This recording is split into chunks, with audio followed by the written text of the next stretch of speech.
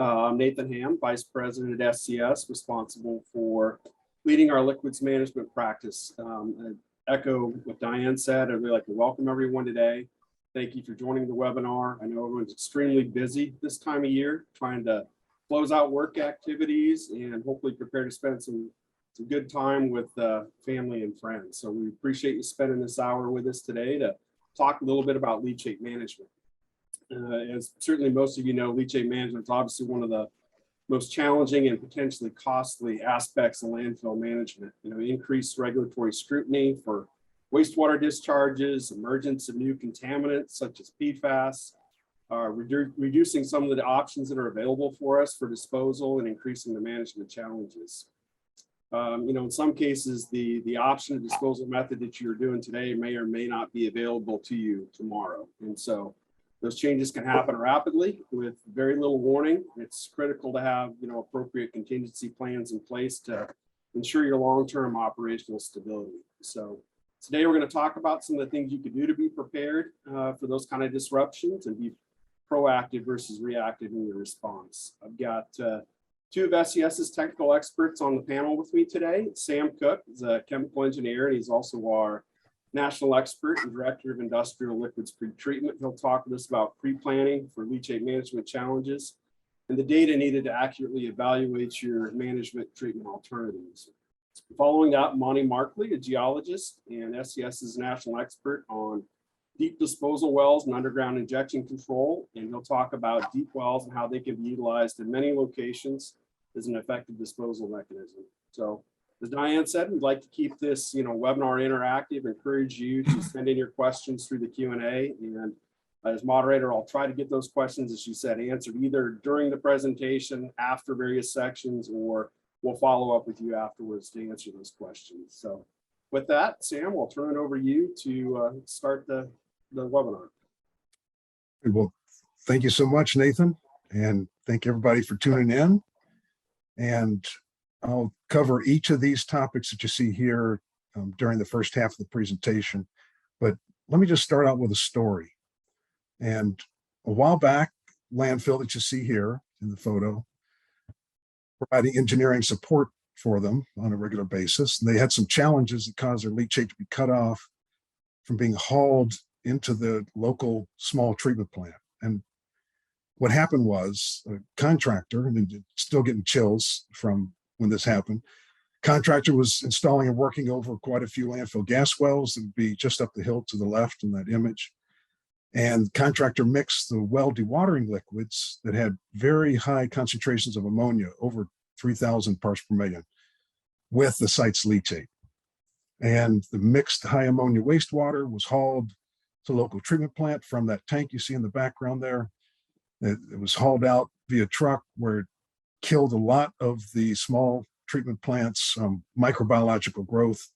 And that's what that smaller plant uses for treating their wastewater, of course. So local treatment plant reacted very strongly. They immediately cut off the landfill's leachate from being able to be hauled into their plant. And for almost a year, the leachate had to be long hauled. So the ban was kept in place for a long time, much longer than when the well workover work was occurring. And so it had to be long hauled to multiple other disposal locations at considerably higher cost. For example, in some cases 6 to over 10 times what it normally cost. And that applied to millions of gallons of leachate over that time period. So what this brings up is the simple fact that, as we all know, stuff happens. And if possible, we want you to be prepared, and depending on your situation, be able to respond right away. And for example, the landfill I was just talking about, they had to get more quality and quantity data, but they're now in the process of contracting for on-site leachate treatment system to be able to be independent. So often, when asked to evaluate leachate treatment alternatives, what we experience as designers of leachate treatment systems is a lack of having the information that's needed. And so having the right leachate quality data in this particular slide is important. We often don't have enough of that historical leachate quality information. If samples are analyzed once a year, there's a lack of seasonal variation that can occur. And if leachate constituents that are tested are limited to the most typical, like ammonia, just about everybody tests for ammonia, then we have to collect the data that's missing to try to make up for the lack of it. Or assumptions have to be made regarding constituents that are required for treatment design that aren't part of what is normally tested. So another issue is that, of course, not all landfill liquids are the same. Landfill gas condensate, as we all know, very different from leachate collected from the bottom of the landfill, and that shows difference in the leachate and condensate quality. And it's important to find sources of higher concentrations that can be segregated and treated or disposed of separately. And a recent arsenic reduction project was involved segregating the landfill gas condensate from the leachate. And as it turns out, the landfill gas condensate was about 1/10 of the flow of the mixed leachate and condensate, but the condensate had up to 45 times the concentration for arsenic. So you can see the advantage and the reduced cost, capital equipment cost, as well as operating costs for dealing with that leachate. So consider collecting this information shown on the screen. Composite, grab samples from multiple locations, at least a quarterly basis, and analyzing samples for more than just the standard parameters. So you might ask, well, what should I test for? Some of the standard, as well as the not as common parameters that need to be analyzed are shown here on this list. You can see that this is not necessarily a comprehensive list, though. Like you can see, there's no, what Nathan mentioned, the PFAS, or per and polyfluoroalkyl substances.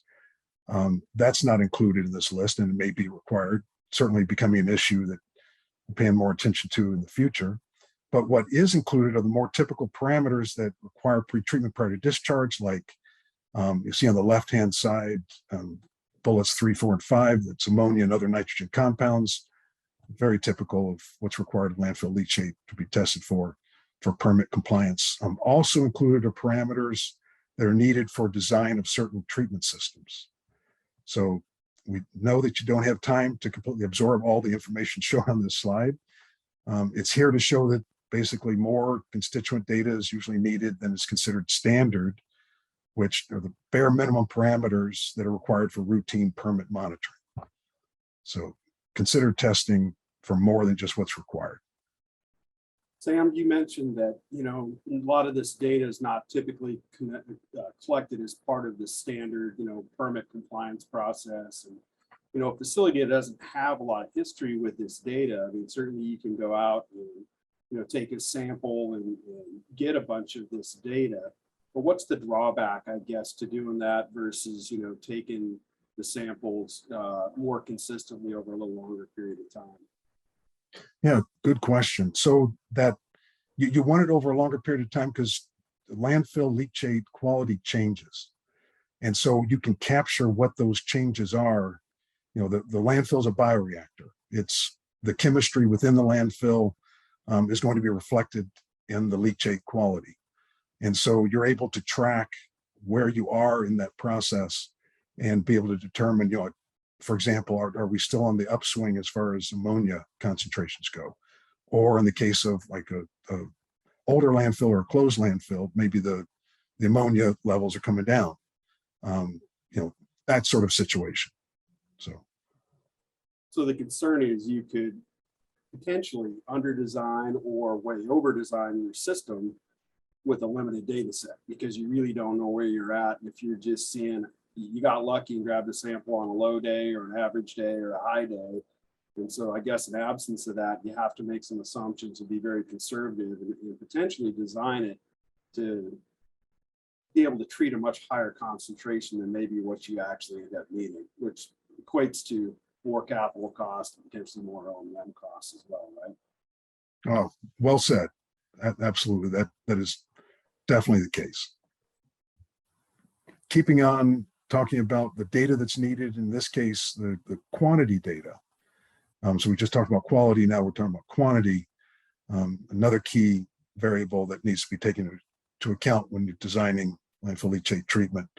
So here's another story at another landfill we're working on. There's multiple sources of leachate, and they're all collected into one pond. That's from 10 separate sumps. And there's no flow meters, and there's limited information on the number of trucks due to the fact that the landfill's own trucks are being used as well as outside haulers. And there's some inconsistent internal record keeping that was done in the past. So leachate flow rate was essentially not known until the consistent records could be kept for a significant period of time. And now the site's planning on installing meters to ensure that they get the flow rates from the sumps. But even with flow meters, they can be inaccurate and can be, there's multiple variables that influence meters like fouling. There's also major precipitation events that cause high flows, or there could even be low flows that aren't even measured. So consider periodically calibrating your flow meters and having some sort of accountability, sort of a backup plan, counting trucks or having additional meter installed to obtain volume information that's needed. And there's also, of course, the good old help model, that's usually used during landfill design. But then that's, of course, the hydrologic evaluation of landfill performance model. And the help model can result in some of the outputs that it yields are average annual flow rate, maximum average monthly flow rate, and peak daily flow rate. And we'll talk about that in just a little bit, how that factors into some of the sizing. But again, help model, if you can use real information, gets much more accurate. But the help model is there for during the design phase to predict the leachate generation in gallons per acre. So keeping on talking about quantity, another key issue to consider is how to reduce leachate generation.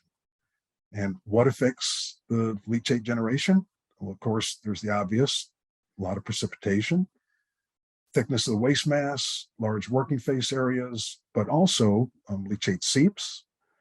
If liquid from leachate seeps mixes with and contaminates stormwater, that stormwater is then considered leachate and has to be treated prior to discharge. And there's also side slope erosion, and it can also cause a similar situation as the seeps, with the stormwater becoming leachate as a result of mixing with waste. So to reduce leachate quantity, intermediate covers, temporary rain covers can be installed, and more limiting workface areas can be implemented. It's also permanent caps, those would get installed on closed cells. Overall objective is to limit exposure precipitation to waste and keep stormwater separated from the leachate. So when we're talking about limiting leachate generation, we have to bring up certain leachate related issues that can occur. And here's some images of some of what we're going to be talking about. So these can affect both the leachate quality and the quantity. Upper left, it shows severe erosion, landfill side slope with exposed refuse, and during precipitation, like we talked about, resulting stormwater that comes in contact with that waste that you see there becomes leachate and needs to be collected and treated. To the right is an example of type of severe organic and inorganic buildup that can occur in pipelines and wells. And in this particular case, it's deposition of a landfill gas well dewatering pump. And this type of buildup can restrict and block the landfill liquids from flowing and affect the landfill gas collection. So obviously not something that you want to have, and want to have a periodic cleaning schedule set up. Bottom left shows landfill leachate seeps from about the middle of a landfill side slope. And this particular seep is landfill liquids that found a way out of the landfill and will affect the stormwater. I was just at a landfill yesterday that has a seep, a bunch of seeps, and it's right by a major river.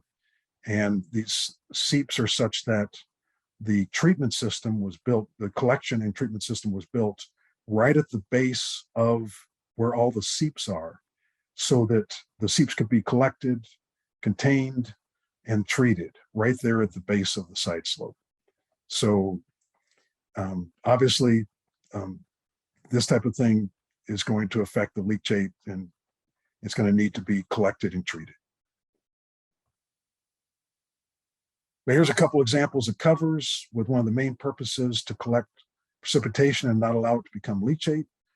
So by covering landfill side slope or temporarily covering working face areas, the stormwater stays on or flows down the liner there, is kept separate from waste, and it does not become leachate. And there's many different types of liner systems and methods. And just take your pick. Consider for reducing your leachate generation that's the important thing. So be prepared to handle possible leachate problems like being cut off. You have to have a plan B, maybe even plan C. And that's very important. If you need any more reasons for coming up with a plan B, there's the polyfluoro, or the poly and perfluoroalkyl substances, PFAS is the acronym, and other emerging contaminants that those regulations are already being codified in many states, and federal rules are advancing too. You may have heard mid-month in October, a couple months ago, there was the EPA announced that their PFAS strategic roadmap, and that's laying out what the EPA is planning on doing between the latter part of 2021 here on through 2024. It involves research and development, remediation, regulations, more blood testing and that type of thing. So stay tuned for more on PFAS. So But when you mentioned, PFAS, and you think about that, why is that such a big issue for the wastewater treatment plants? A lot of times you think of, a landfill discharging into a treatment plant. The landfill leachates typically in the order of magnitude of, some order thousands of gallons per day. Most of these treatment plants are treating millions of gallons per day. So you're a very, very small percentage. And so what if you've got a little bit of PFAS in your wastewater going to the treatment plant? Why is that such an issue? Oh, because for one thing, the treatment plant usually doesn't have a way to treat it. But like you're saying, if it's just, if it's very small quantities, what do they have to worry about? Well, we're measuring down to the part per trillion level of concentration. So a very little bit can go a way long way. I think you even gave the example recently of, very small quantity, like a drop or some small quantity in 20 Olympic-sized pools. Well, what was that example you gave recently, or something like that? Yeah, it's something like that. It's a couple of drops of water, in an Olympic-sized pool or something. Equates to roughly a part per trillion or something. So it is such a minuscule amount that is an issue, in that these regulations right now and what's being developed is kind of all over the board. So nobody really knows exactly what's going to be required and where. But these levels are extremely, extremely low. Like you said, these chemicals are extremely recalcitrant. They don't break down, and the plants just don't have the ability to handle it. And so if their permit, requires them to limit that discharge, they have no choice but to go upstream and cut off the sources. And unfortunately, landfill leachate is a very common source for PFAS. Definitely. And so PFAS is something like we're talking about here that's for some states it's it's live, it's now, or at least becoming live. There are other issues that make it so that it's live now for those issues that cause them to be cut off. For example, in the slide here, we're talking about ultraviolet transmittance, UV 254, and that can be affected by just a little bit of leachate. You're talking about the thousands of gallons versus millions of gallons. It's that sort of level that where UV transmittance can be affected by leachate. So let me just describe what that is. Some public loan treatment works perform their final disinfection using ultraviolet light, and humic and fulvic substances. They're commonly found in most landfill leachates, and those come from the degradation of organic matter that's in the landfill. It can block the UV transmittance. It's basically UV absorbance. It absorbs the UV light and decreases the ability of the UV light to disinfect the treated wastewater. So that's one other thing that can cause cutoff. Another is there's POTW's discharge permit requirements. And that can happen because just like landfills have permits, POTWs or public owned treatment works also have discharge permits. And when their requirements change or additional industrial discharges come into their plant and make it so it's more difficult for them to meet their existing regulations or permit requirements, they have to make adjustments to meet those requirements. And an easy adjustment to make is cut off the landfill or the other high strength industrial wastewater. Another one is changes to POTWs can cause there to be additional charges, surcharges that can occur based on additional need to treat wastewater flows coming into the plant, and that causes higher costs for POTW. What do? Of course, like, you get increased cost, you have to pass it along and fund it. So that gets passed along to other industrial dischargers, including landfills. So now we're going to talk about storage, and one important item that needs to be considered is having enough storage for the raw leachate generated at your landfill. And so as you can see here, there's a lot of on-site leachate storage, this landfill, and this is in an arid area. So there's very minimal stormwater storage. So P1 through P4, those are storage ponds, and P sub AN, that's an anoxic treatment lagoon. P sub AE, that's an aerobic treatment lagoon, and P sub CL, that's a clarifier type of lagoon. So there's anoxic, aerobic, and clarification treatment occurring at this site, but they also have a bunch of storage, even though this is a very arid area. So how much storage is enough? So I'd like to give a shout out to my colleague, Bob Dick. He's a Mid-Atlantic Business Unit Director here at SCS. He gave a recent presentation just in the last couple of weeks, maybe a little further than that, on landfill liquids, infrastructure sizing, using that hydrologic evaluation of landfill performance, the HELP model outputs, with the conclusions being that when you size your leachate collection piping, peak daily flow rate in gallons per day, that's a good go-by to use. Sizing of leachate collection pumps and force main, average annual flow rate, gallons per year, HELP model output is in gallons per acre, but you can calculate your gallons per day, gallons per year type of flow rates. And then there's also raw leachate storage sizing, which what we're talking about here. Maximum average monthly flow rate is the go-by for that. It was also pointed out in Bob's presentation that several states have mandated storage requirements, like Virginia requires 7 days of on-site storage. Other states don't have that requirement, but interestingly enough, alternatively in Florida, they've got 3-day or 5-day storage requirements that are not codified in the written regulations and written requirements, but the stormwater permit, the solid waste permit reviewers implement that, the 3-day and 5-day storage on the permits that they're reviewing. So it's Sam, we've got a question that came up. Are lagoons capable of treating leachate? That's a really good question. So depends on where you are, and of course, size of the lagoon and the amount of, let's assume that you're treating for nutrients like ammonia. We have debated this topic back and forth, and have clients that we've looked at their improving their systems because they've been in violation as a result of having a lagoon system. So this would take 10-15 minutes to answer completely, but let's just say, and we can talk offline if you're interested in improvements or in finding out more about lagoon treatment systems. But depending on where you are, the size of the lagoon, and all those other things you just talked about, they can be very ineffective, let's say. There's also certain situations where they can be effective.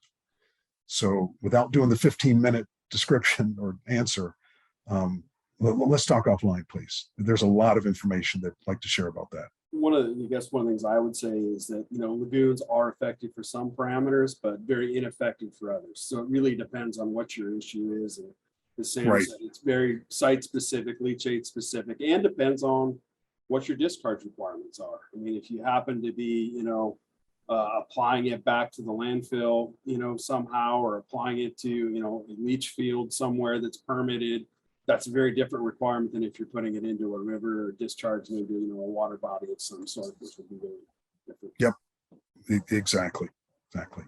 So leachate treatment options, talking about lagoon treatment, talking about other types of treatment. So part of pre-planning for leachate treatment and disposal is having knowledge of different types of treatment methods like these. Each of these pictures has a story associated with it. Won't get into now, but important thing is to be aware of what's out there. There's biological treatment, and that utilizes biologically activated sludge processes to biologically convert contaminants. For example, we keep talking about ammonia just because it's so prevalent in municipal solid waste landfill leachate. So ammonia can convert to nitrogen gas through the process of nitrification and denitrification. So when you saw that anoxic, aerobic, and clarifier lagoons, and we talk about other biological systems, that's one of the main things we're talking about reducing is ammonia and other nitrogen compounds. There's also physical treatment, then that includes separation technologies as well as deep injection wells that Monty's going to be talking about. For those separation technologies, they don't convert the contaminants, but they still can be very effective at treatment. And then there's chemical treatment that works through chemical conversion of contaminants like the breakpoint chlorination that you see there. That's used for ammonia reduction. It's not very common. It takes a lot of chlorine. It's like 7 pounds of chlorine per pound of ammonia reduced. But anyway, those are the 3 different main sets of treatment options, categories, let's say. So the many examples of treatment that we could present. This is one, the landfill leachate treatment site, where there's a combination of hybrid type of membrane bioreactor for biological treatment, as well as final reverse osmosis membrane treatment in order to discharge to a river that's shown in the background. And I'll point out that this particular site is proactively addressing their PFAS through their use of reverse osmosis treatment. So they didn't plan on treating PFAS, but the fact that they had reverse osmosis for their NIPD's permit discharge made it so that they were all set up for the PFAS regulations coming. So in conclusion, for my part of the talk, right now you have to be doing something with your leachate, but as we've discussed, things happen and the requirements change or whatnot. So having alternatives like the Plan B, it's really worthwhile looking into. And consideration of leachate treatment alternatives requires having the right quantity, quality, and other information that we've just been discussing. And for an example of a landfill that takes that advice to heart, there's a site where we're engineer at. There's multiple ways of treating and disposing of leachate. There's the biological treatment that's on site. There's a leachate evaporator, and there's also excess leachates hauled off site through a number of different disposal locations in tanker trucks. And new biological-based treatment systems being designed for this landfill because they want to get ahead of, they're putting in a new cell, so they're expanding, and the old system isn't operating as well as it used to, and want to put in a new system, and so helping them with that. And I will now, time for Monty, and thank you so much. Hey, thanks, Sam. We had another question that was chatted in here, and it goes back to a number of slides back talking about the help model. Maybe I'll take a shot at answering it. But the question was, our experience reviewing leachate data and quantity data, how well does it relate to, like, say, the help model? And I will say that, the help model has been around for a long time. It's widely accepted by regulators. It's a useful tool, I think, for sizing some of the landfill components. Early in design. So for example, your leachate collection pipes, sizing those pipes and find a model, your head on your liner and all those things from a permitting perspective. It has some utility there. But when it comes to actual full scale leachate generation and all the myriad of variables that go into that, including, the slopes that you have, the type of soil materials you have, how frequently you're putting in your daily cover and what those daily cover materials are, to thickness of waste mass and stuff, it's not very useful for generating, kind of real long-term quantity type data and stuff. So, kind of absent of that, that's why it's so important, I think, to have that kind of long running record of leachate generation. Because, you'll see that every time you put a new cell online, you're going to see a spike, typically because you've got a lot more stormwater infiltration. You don't have as much waste mass to absorb that, water as it's coming down, and kind of goes into all those other practices. But I'll say that, the help models, a practical tool for kind of permitting and design, but beyond that, I haven't found a lot of utility for it.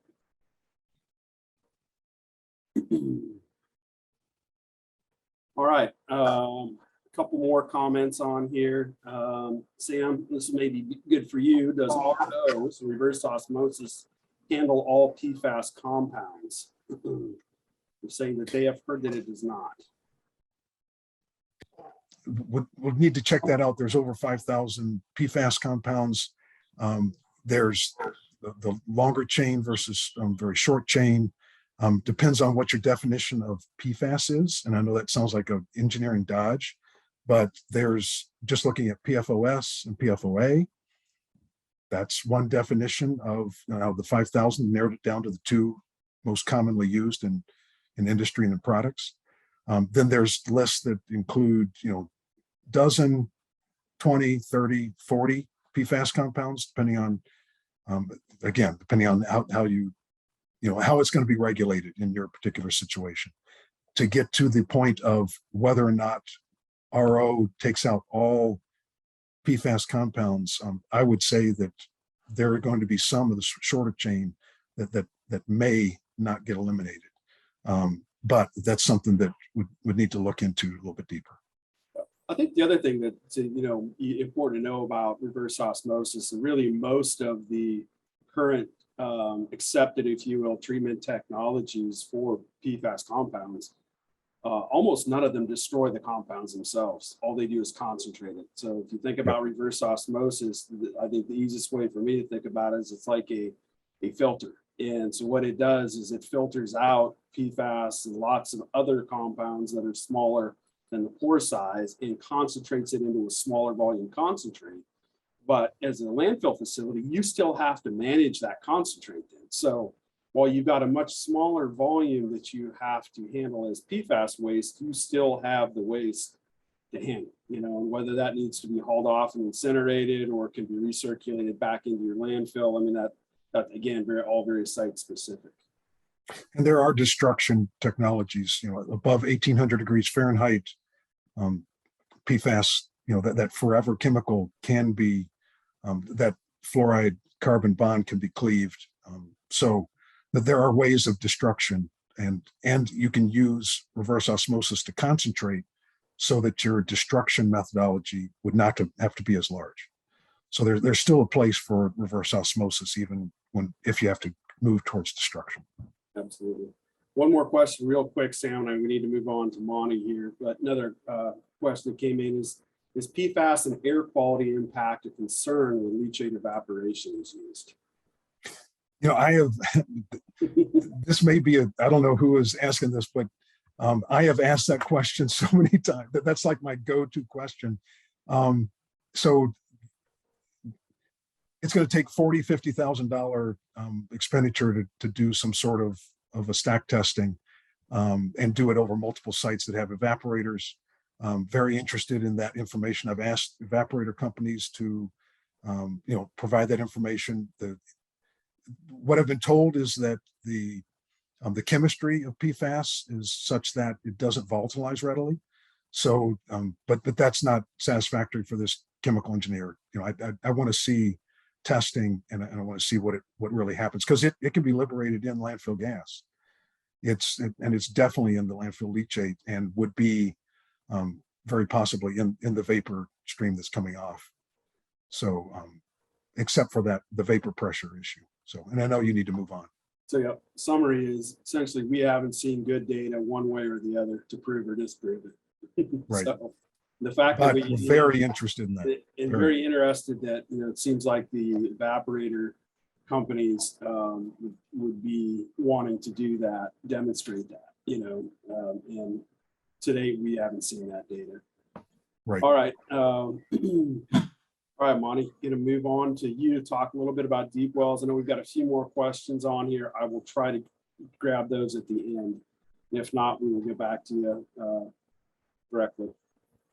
So thanks, Monty. Let's switch our focus over to one of the potential disposal technologies that doesn't have to necessarily destroy PFAS compounds, but sequesters it deep in the earth where it, I guess conceivably, can't be a problem for us.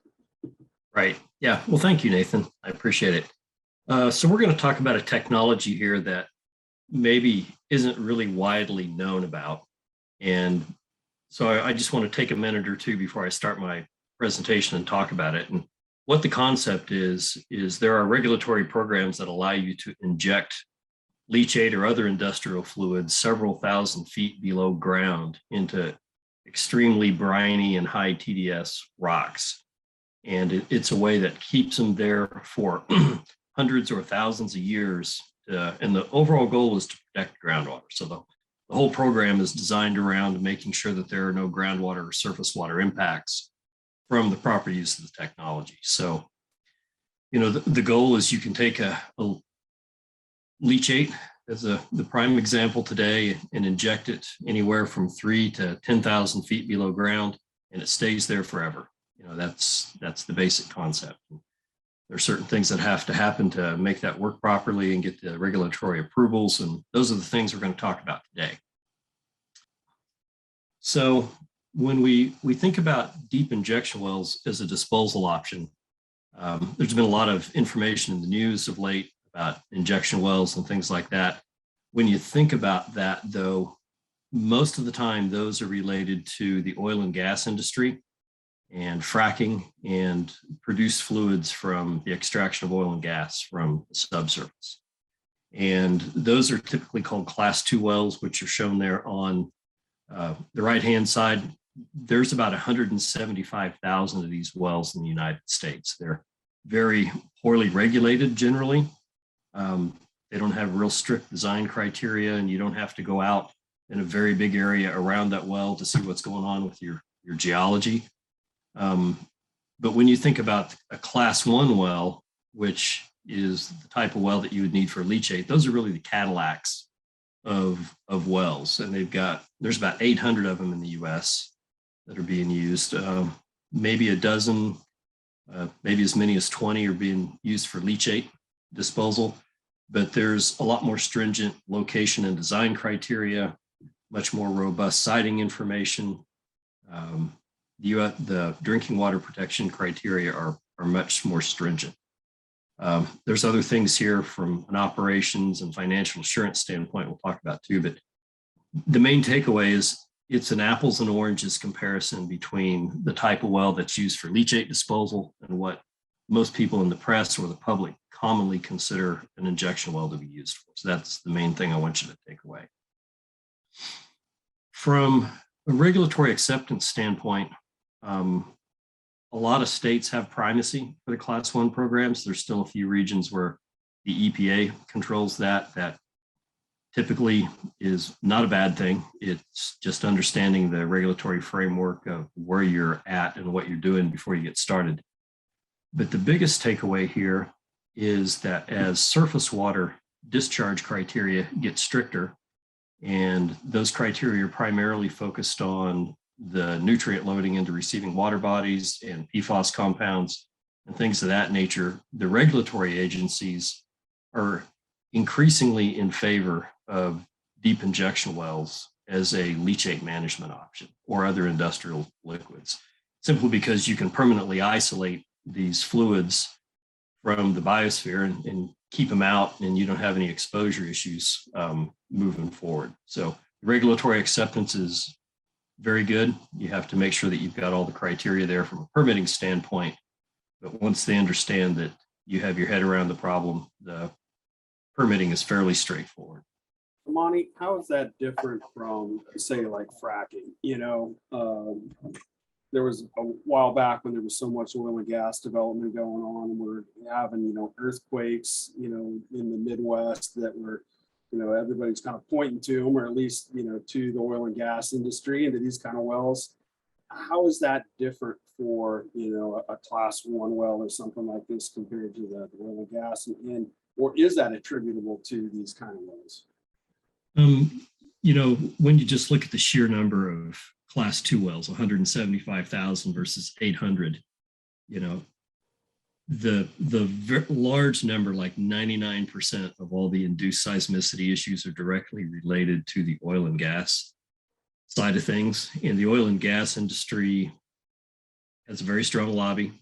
And because of that, the agencies that regulate them are usually reactive, so they don't do anything until there is a problem. The Class 1 program has, for a long time, included a seismic evaluation as part of that. So they're very proactive in looking at that. And it's something we consider in the permitting, but using a Class 1 injection well is not fracking, and they monitor your disposal volumes and pressures to make sure that that doesn't happen. Thank you. It's a good point because you usually have to educate the public as part of the permitting process, and that's something that we routinely do. When you think about utilizing a Class 1 disposal, you want to make sure that your option is a responsible one and that you can talk about it to the public and other stakeholders in your organization. And the things that make a Class 1 deep injection well a responsible option is ultimately it does protect the groundwater. And it does that through various mechanisms. You've got proper well design. You've got to make sure you've got some suitable geology. The rocks aren't always right where your location may be. There's continuous monitoring of these wells. So that it's 24/7 monitoring. There are redundant systems to make sure that you've got alarms and shutdown conditions, which on most oil and gas wells that you compared them to earlier, Nathan, do not have those in place. There's routine sampling and reporting requirements. And then finally, on top of that, there's a financial assurance component to make sure that if there is any issue with the well, it can be properly plugged or those concerns mitigated.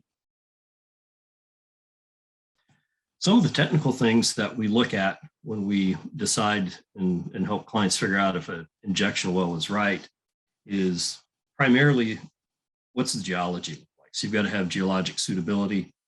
There's a core sample from a rock in a well in Kansas, it's the Arbuckle Formation, and you can see those large vugs and pores. And in Kansas, some of those wells can take up to 1 million gallons a day. And they can do that in other parts of the United States too. So you have to have a rock that'll take the water, and then you have to have rocks on top of that that will make sure that water stays there and can't get up into an aquifer. Some of the other things we look at, and this is all very site specific related to your geography, is some wells don't have to have any pressure at all. Just the weight of the water in the well will push it into the ground. Other places, such as Illinois, you might have to push that as hard as 2,000 PSI to get it to go. So there's a lot of things to consider relative to that. The biggest thing, though, is when you make a capital investment here that I want everybody to understand is this is an asset that typically has a 20-year or greater asset life. A lot of the wells that we work on, in fact, have been in operation for 40 or 50 years. So they're just like anything else. They last longer if you maintain them well and operate them properly. And there are things we'll talk about here in a few minutes about what those things are to increase that. But you have a very long asset life here when you install a deep disposal well for leachate disposal.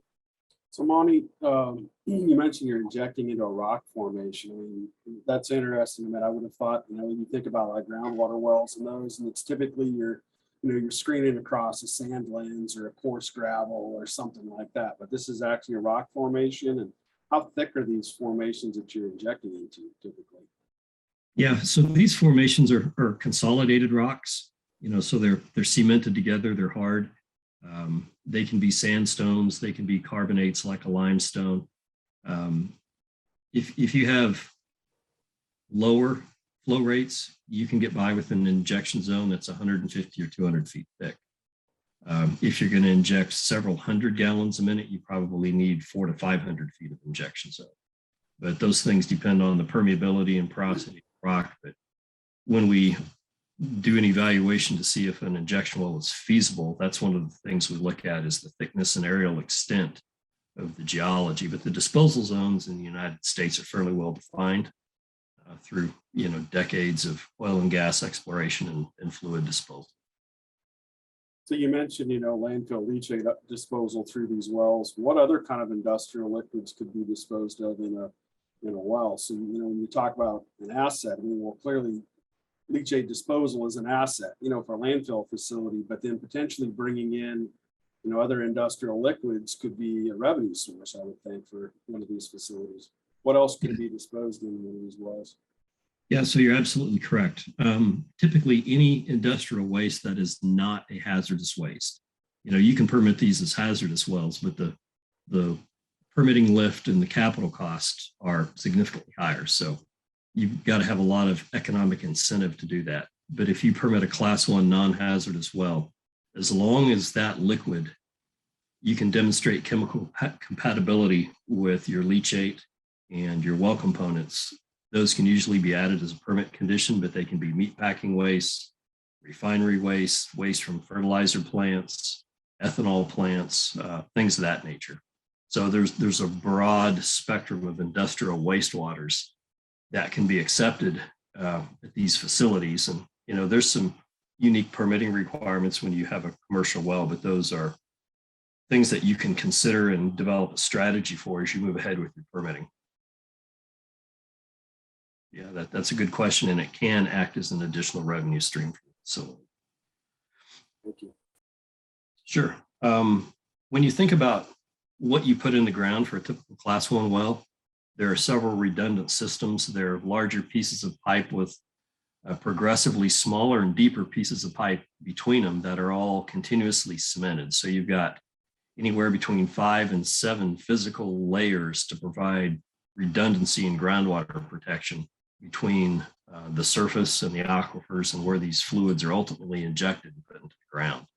And I won't take you through everything here on the slide, but suffice it to say, you've got several downhole components within this well that you drill, and it's separated from the drinking water at the top. You've got a confining unit that is typically also several hundred feet thick between the aquifer and your injection zone.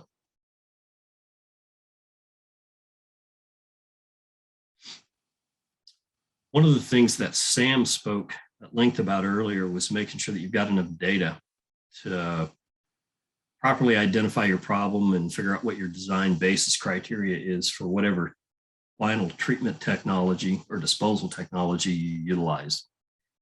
And there's a huge difference between compliance data collection and design data collection. And when it comes to deep injection wells, that's really critical, because one of the things that you want to make sure is that the liquid that you put in the ground is chemically compatible with the rocks and the well components that are there. There are a couple of things, and just as an example, the upper left-hand photo on the slide is a borehole camera of a well that we drilled in Florida. And this was, a week or two after drilling it, no fluid had been injected yet. So you can see how clean and pristine those rocks are. This water had high ammonia content. The owner did not employ biological disinfection. And within 3 weeks, if you look at the photo immediately to the right, it looks like there's a woolly mammoth hair growing in there, and that's bacterial contamination and significantly hindered the performance of the well and required a costly workover to return it back to the performance that it had initially upon drilling. The other thing, there's a picture there at the bottom that shows some iron precipitate. That was also from a leachate for a well that we designed and drilled. So we needed to do some iron removal there to make sure that fouling didn't occur downhole.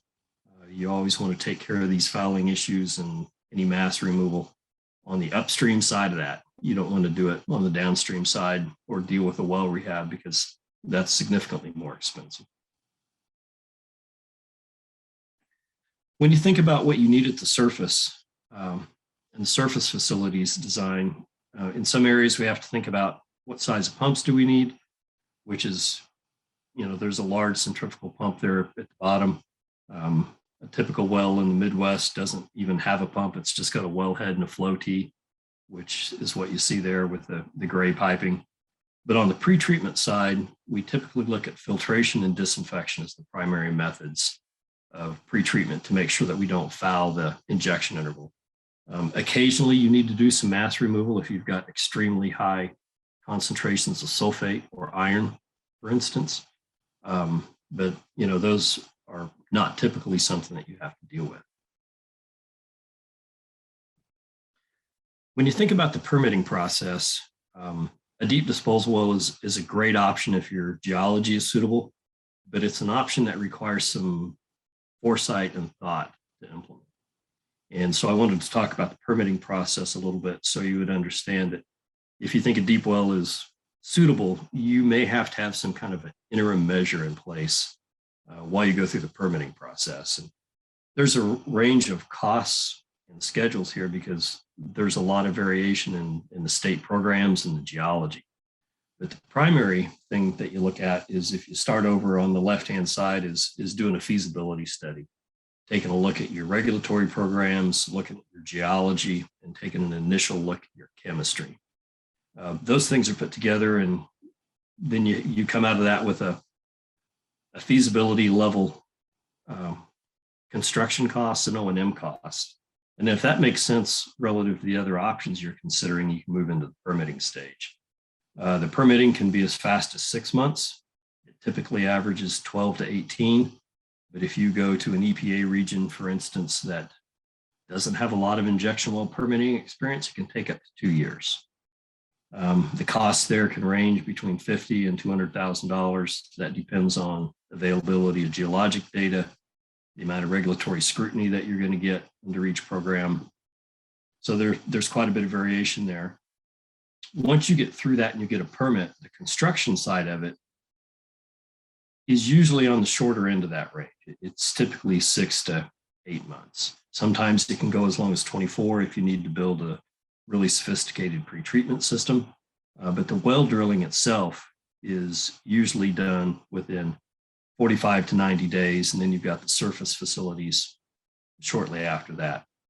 There are a wide range of costs because those costs primarily depend on A, depth, and then 2, the size of pipes that you need to handle your flow rate. So the deeper you go and the more fluid you have to get rid of, drive your cost up. Once you get that done, the operations, again, this can be an asset that will serve a facility in excess of 20 years.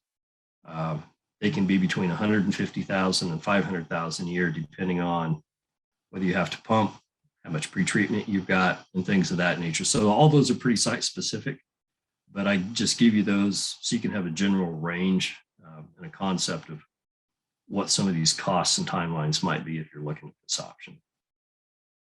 One of the things that Nathan and Sam both spoke to is, the issue of PFAS and landfill leachate. We're seeing it in other industries as well. But if you think about what a potential PFAS waste reduction strategy looks like, deep disposal wells are a significant component of that.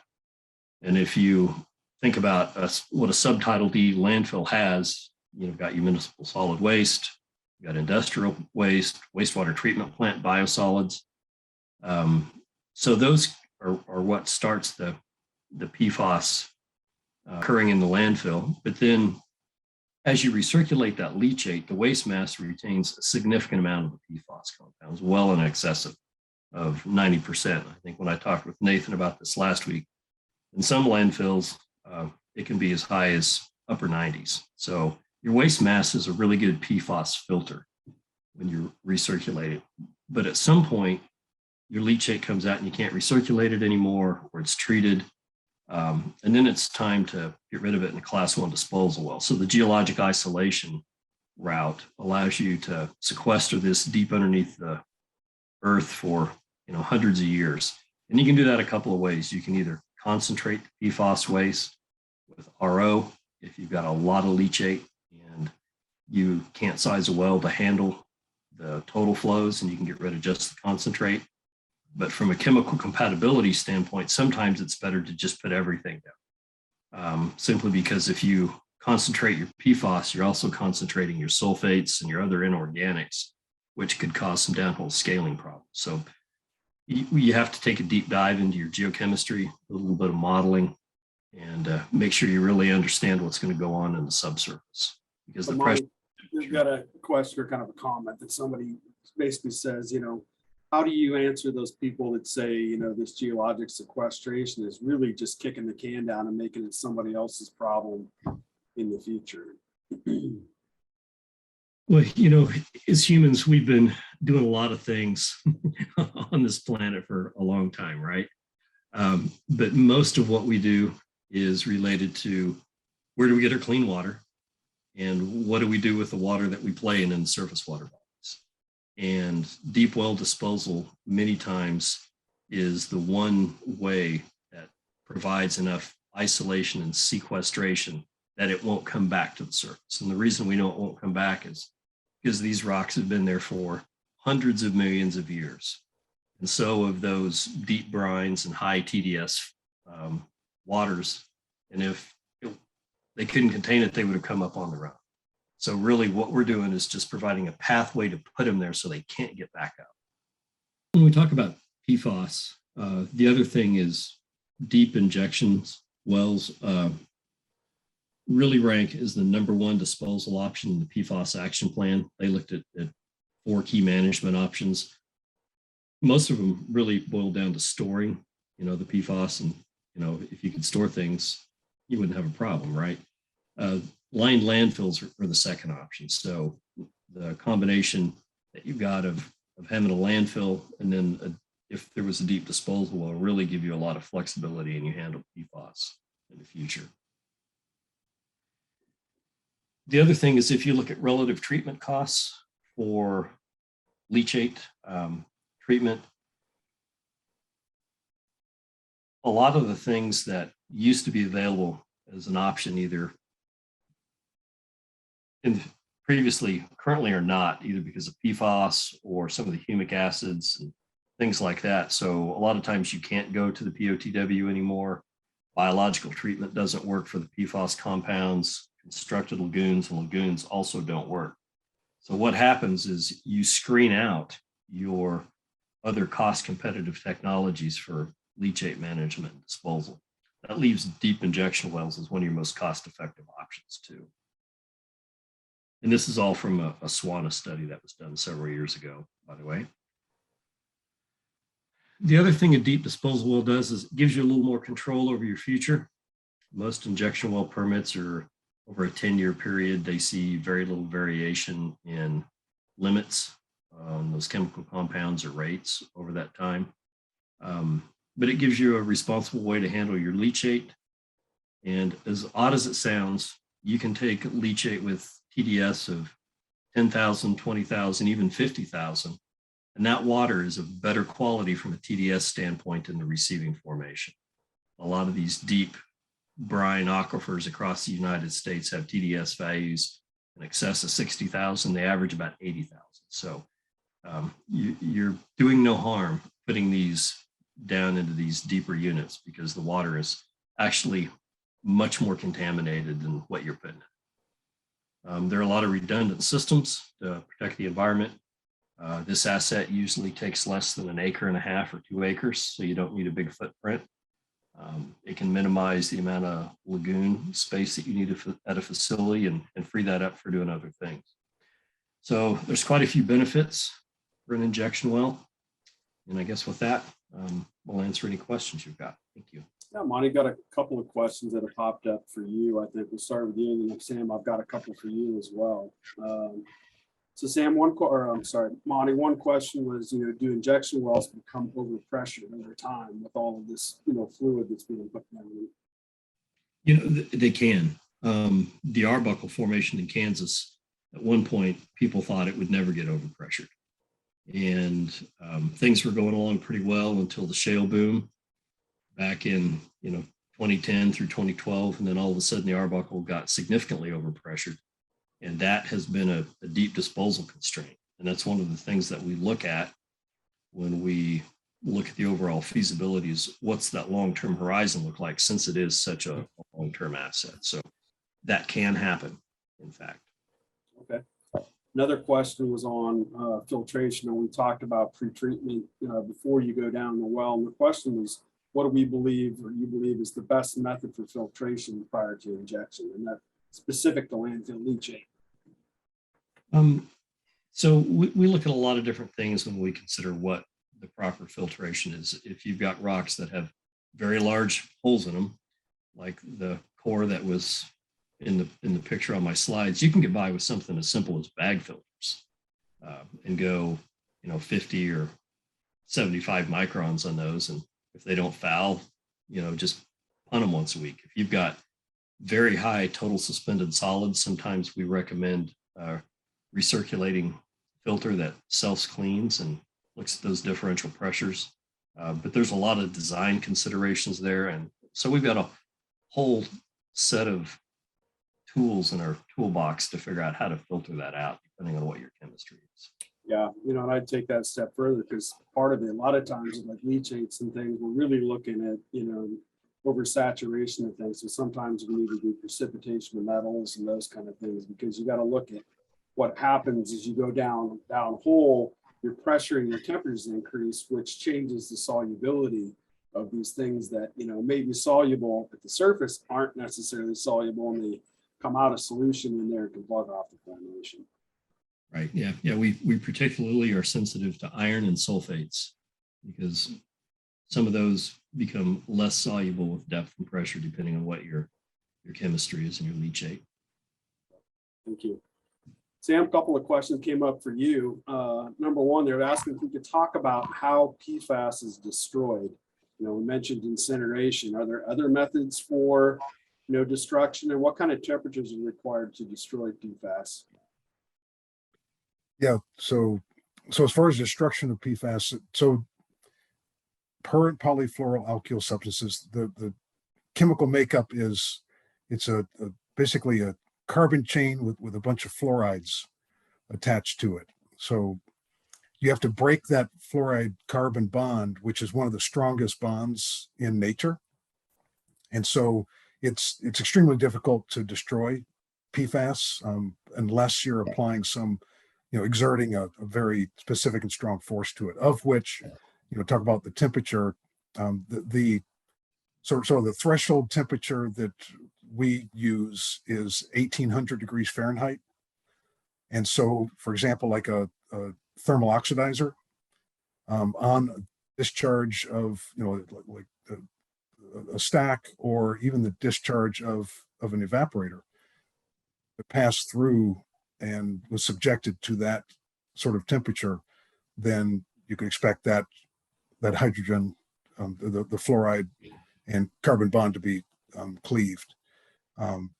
As far as other treatment technologies, lately we've actually been looking at, and by the way, there's multiple treatment technologies that could be applied to PFAS. Whether or not they should be, or whether they are developed enough to be, that's the issue right now. But there's a version of, if you've seen electrocoagulation, which is the use of plates where you apply a potential, an electrical potential across those, and basically electrocuting the water, if you will. We're investigating those as possible more economical ways of destroying the PFAS rather than subjecting it to those extremely high temperatures. So it's almost like, seems like it's like the wild west a little bit, with deep injection wells definitely being, top of the list as far as what the EPA and what other technical professionals consider to be a viable technology for the removal and depth, and placing the PFAS in an area where it won't affect humans. But there are other types of treatment technologies that are also being considered that I've just talked about. Okay. Is there a chance for dioxin or furan formation at high temperatures using PFAS? You know what? I am not chemistry question there. Yeah, well, and I am not a dioxin, or I'm not that expert. So what I could do is take that offline and do some research and look into that. Okay. And then the last one is vitrification technology an option for post evaporation of precipitates? So vitrification, that's where you're taking basically high temperature and almost like fusing.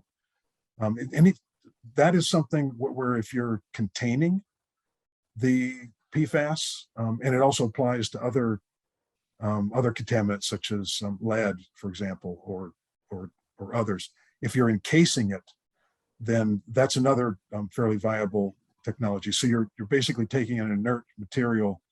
In the case of vitrification, I think it's like a silica-based, and you're basically entombing it and making it so that if you ran like a leachate, the type of test where you're actually subjecting it to leachate-like conditions. Like a T-clip. That's a T-clip, exactly. Thanks. That slightly acidic water that passes over that sample, if it's bound up or if it's contained within that substance that's inert, then that water is not going to come in contact with it, and therefore it's basically considered to be encapsulated and having been sequestered and dealt with. So that is another viable way to go. Looking at costs of these relative to the amount of PFAS that needs to be dealt with, that's the real question. There's a number of viable technologies that can work. It's a matter of cost and application. All right, very good. I don't see any more questions on the Q&A. Monty, Sam, thank you guys so much for your time today. Appreciate it. Sure. Interesting stuff. Happy holidays to everyone. And thanks again to those that participated and hung in there with us today. And we appreciate you being here.